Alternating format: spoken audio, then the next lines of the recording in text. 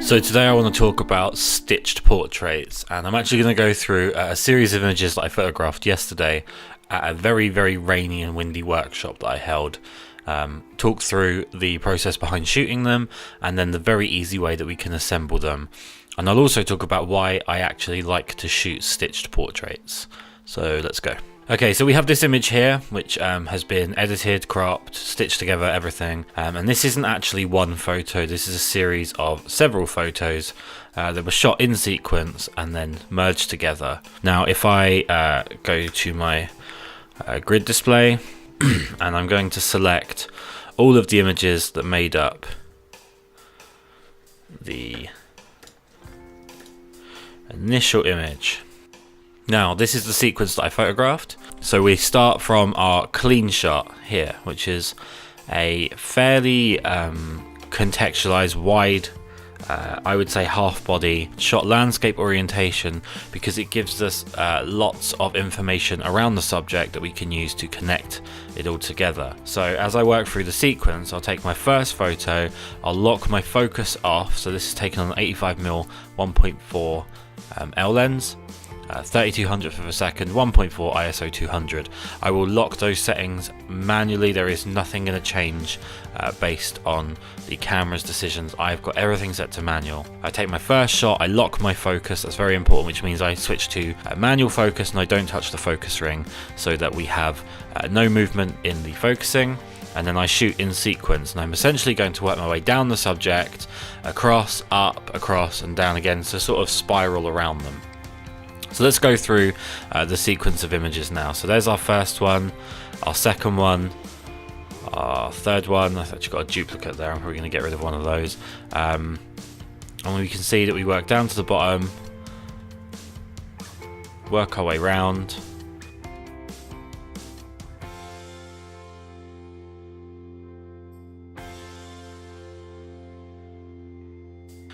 Now, what's important when you're photographing these is that there is a small amount of your subject in every single image. If you're going to shoot these, especially the way I do, where I'm shooting very wide open, and there's a lot of out of focus areas that are going to be very hard to merge together if that's all you've got to work with. And if you're working somewhere that doesn't have hard lines like this image does, it becomes even harder. But you want to have some of your subject in each of the photos. And also it's important that there is some of the previous image that you took in the next one. So there's always something for the software to connect to. Now, I think it's a couple of years ago now, maybe a year ago, Adobe finally decided to add the merged panorama into Lightroom, which is fantastic because there's a couple of really cool benefits. It's actually a lot quicker and simpler for it to be done in Lightroom than it is in Photoshop.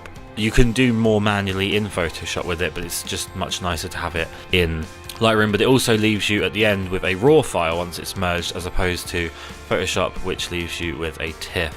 So I'm going to right click on this selection of images. In fact, I'm just going to remove, I've got a duplicate here, I'm going to remove that one. There we go. And I'm going to right click or control click on one of the images, making sure that they're all selected, all the ones that I want.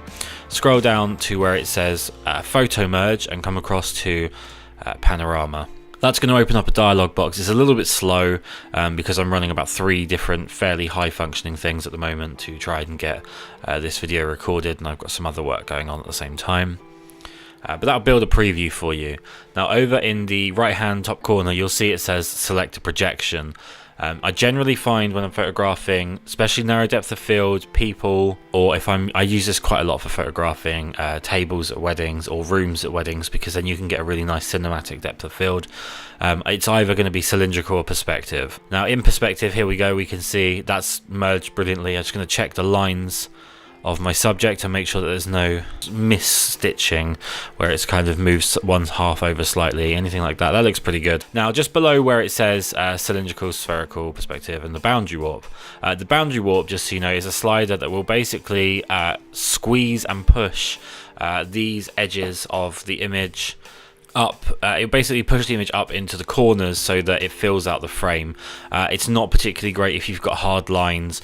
It's generally not the best anyway, but it's not particularly great if you've got hard lines, because what it'll do is it'll kind of morph those hard lines to just kind of make it fit, and we don't want that. And underneath there we've got auto crop, which if I click now, there we go, what it does is it crops up to the nearest point on each side that has the image in it, and it's actually fairly straight. Normally I'm a little bit on the jaunt when I do these, but that looks pretty good. I'm pretty happy with that, and I'm going to hit merge. So as you can see in the top corner, it's now creating our panorama, and we'll have our image in just a second. An interesting side note, the biggest panorama is actually known as Brennizers. Panorama would be like left to right, and then you've got a Vertorama, I believe it's called, which is like top to bottom, like a straight up, straight down kind of thing. And then there's a photographer called Ryan Brennizer, who I believe is kind of the person that is coined as being the inventor of this, or at least one of the best at doing it for sure, and it's named after him, so it's the Brennizer technique. It's something that I've used for years now. I use it at weddings. I actually photograph my group photos, my family formal photos, as panoramics. I shoot across stitch them together. It's a lot easier to deal with people that want to blink a lot, or people that aren't particularly great with paying attention for too long. It also just makes for a nicer photo because you're using a much more flattering lens. The most I've ever stitched together, so in this case we've got 18 images, which is going to work together into one image. The most I've ever done was at Amberley Castle, was actually 53 images. The couple wanted a photograph of themselves in front of the castle, and there wasn't much room to play with. We couldn't get particularly far away from the castle to get sort of a decent perspective photo. Okay, so we now have our created panoramic Brennizer shot, a stitched portrait of Max. As I said earlier, this is now a DNG file, so there's loads of leverage to play with the white balance and the exposure and the shadows and the highlights and so on. But I actually just want to take a minute and explain why I like to shoot this technique, the benefits of working this way, and obviously there are a few drawbacks. The first benefit is that because you're essentially multiplying your sensor's size by having multiples of images that are the full sensor size repeated into the same image, you end up with a very, very detailed shot. Secondly is that I'm essentially able to use a longer lens to get a wider shot. Now, when it comes to depth of field, there's obviously a few factors involved. The most common thing that people go to is they just assume that a wide aperture lens will always give you a narrow depth of field shot, but really two more very important factors to base in are your distance to the subject and your focal length. So because I'm able to use a longer focal length at a much nearer distance to the subject with that wide open aperture, I'm actually able to really pull them out of the background, create a very, very almost medium format or large format looking image where I'm really just sucking them straight out of the center of the image, making them really jump out of the screen or off of the print. The technique to shoot them takes a little bit of practice, there's no denying that, and I've seen a lot of people attempt this and struggle because it's not something that just comes instantly. A lot of people would just say, well, why don't I just shoot this with a 24mm or a 35mm or just move back? And as I say, there are compromises to be made when you start working with a wider focal length. You've got less megapixels to work with, and obviously wider focal length is going to increase your depth of field.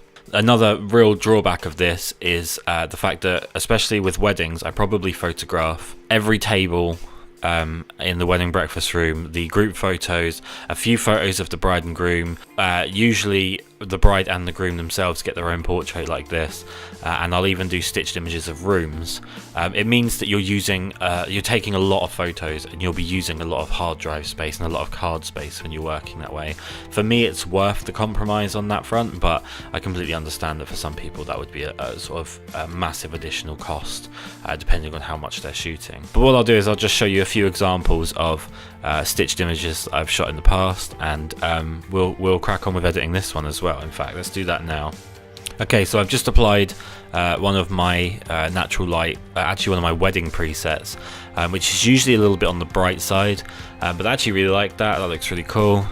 I might just bring it down just a touch in exposure. It was a really, really stormy, windy, rainy day, so I kind of want to translate that a little bit.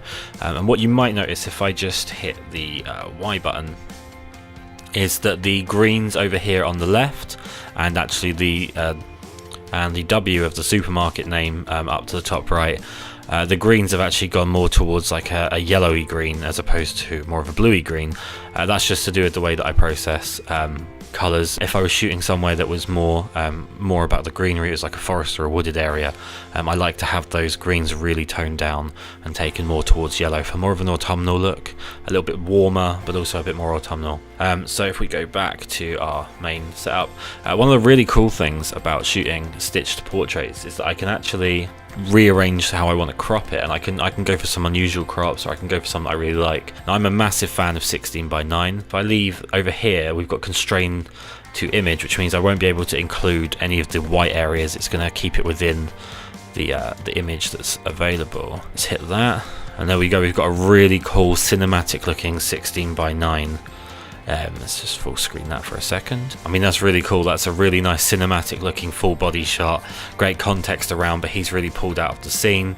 Really like that. Other options, obviously, if we want to go for sticking to the medium format theme, if you will, we can go to a 4x5, which will actually produce quite an interesting look as well. Now, one thing that I will say when I shoot these, it's not my intention necessarily to include every possible pixel of what I've taken. It's just to give me the option to do that. I've got a lot of cropping options with what I've got here. I really like that as well as a really interesting 4x5 shot. But yeah, so I thought it'd be a fun little video just to talk about stitched images. If there's any more detail I can go in, or possibly show you guys me actually shooting some, maybe I'll do that if there's any interest in that from you. Here's some more stitched images that I've taken in the past, and any questions, please pop them in the comments, and have a really good day. I'm not really asking, we'll get away to a place where we don't know.